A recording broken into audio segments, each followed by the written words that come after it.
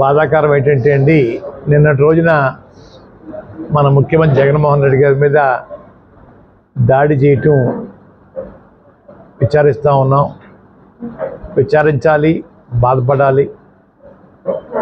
హత్య రాజకీయాలు ప్రోత్సహించే వాళ్ళని మనం ఖండించాలి.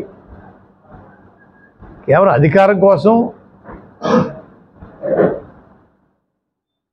పార్టీ అధినేతని తుదముట్టించాలనే ఆలోచన చేయడం కూడా ప్రతిపక్షాలు మంచిది కాదు. వాళ్ళకి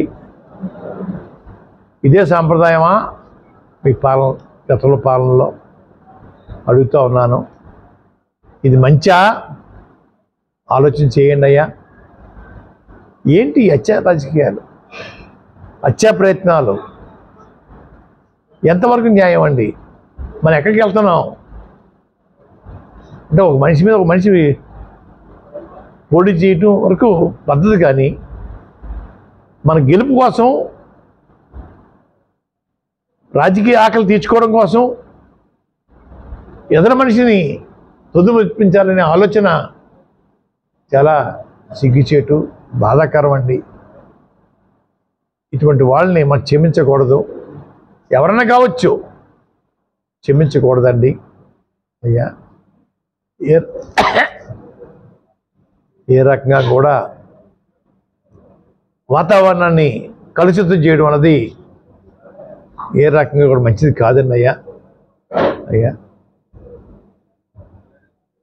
చేసుకోండి, మీకు కావాల్సిన ప్రచారం చేసుకోండి. మాకు కావాల్సిన ప్రచారం మేము చేస్తాం. తీర్పు ఇవ్వాల్సిన ప్రజలు. మనిషిని తుదముట్టించడమే తీర్పా అడుగుతూ ఉన్నాను.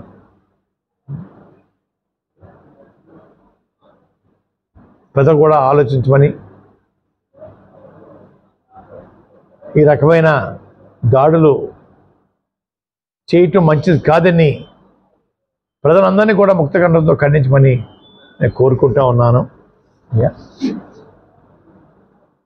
ఈరోజు పేదవాళ్ళు 5 ఏళ్ళతో ఆనందిస్తున్నారంటే జగన్మోహన్ రెడ్డి గారు దయండి అయ్యా. మీకు తెలుసు, వారు పెట్టిన సంక్షేమ పథకాలు ఈ రోజు వరకు కూడా ఏ ముఖ్యమంత్రి కూడా గతంలో చేసి ఉండలేదండి. మీకు తెలుసు, రాబోయే రోజుల్లో కూడా చేసే గనులు లేడండి. ఉండబోరు. మీకు నాకు లబ్ధి వస్తుందా లేదా అని పక్కన పెట్టండి. పేదవాడు 5 ఏళ్ళతో ఆనందిస్తున్నారంటే వారు అయ్యా తినే అవకాశం కల్పించింది జగన్మోహన్ రెడ్డి గారు అన్నది మర్చిపోవద్దండి అయ్యా. వారిని మళ్ళీ గెలిపించుకోవాలా, ఇంకా అనేక సంక్షేమ కార్యక్రమాలు తెమ్మని కోరుకోవాలండి. అలాగే మన పిల్లల భవిష్యత్తు కోసం, ఆర్థిక బలంగా ఉండడం కోసం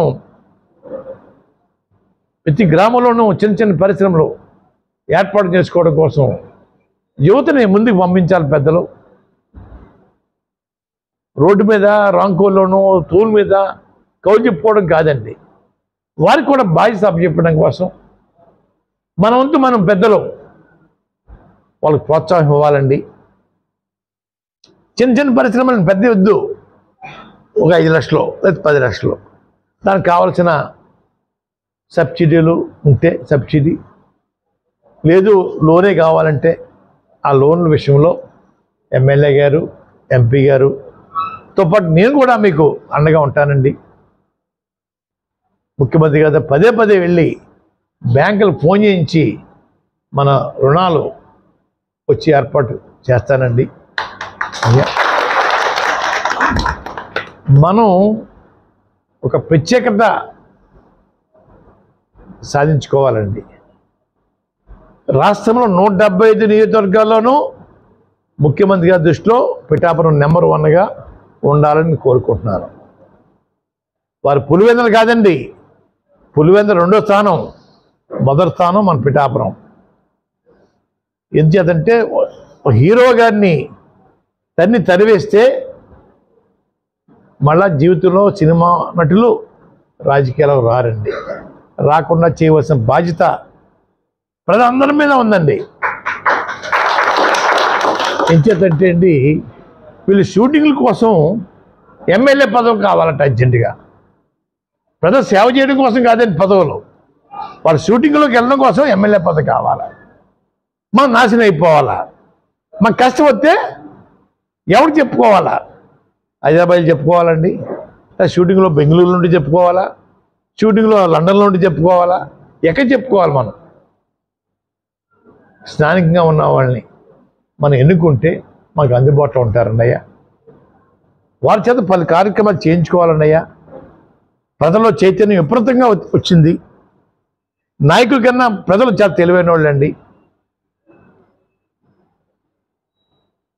మంచి చెడు తెలుసుకోగల శక్తివంతులు ప్రజలు ఈరోజు అయ్యారండి అయ్యా. చూస్తూ ఉన్నారు సినిమా నటుల యొక్క ఉపన్యాసాలు. పిఠాపురం ప్రజలు డబ్బు కమ్ముడైపోతారటండి అయ్యా. ₹1,00,000 చెప్పుడు ఇచ్చేస్తారని జగన్ గారు, వీరేమో చెప్పడం అండి అయ్యా. అయినా సరే 3 లక్షల మెజార్టీతో గెలుస్తారటండి అయ్యా. ఉన్నాయా 2 లక్షల చిల్లర లేవు, 3 లక్షల మెజార్టీతో గెలుస్తూ ఉంటున్నారు అయ్యా. మన పిచ్చోళ్ళు చేస్తున్నారు సార్, మొఖాన్ని రంగు వేసేసుకోనండి పిచ్చోళ్ళు చేస్తున్నారు అయ్యా. మనం జాతి పడటం కాదండి,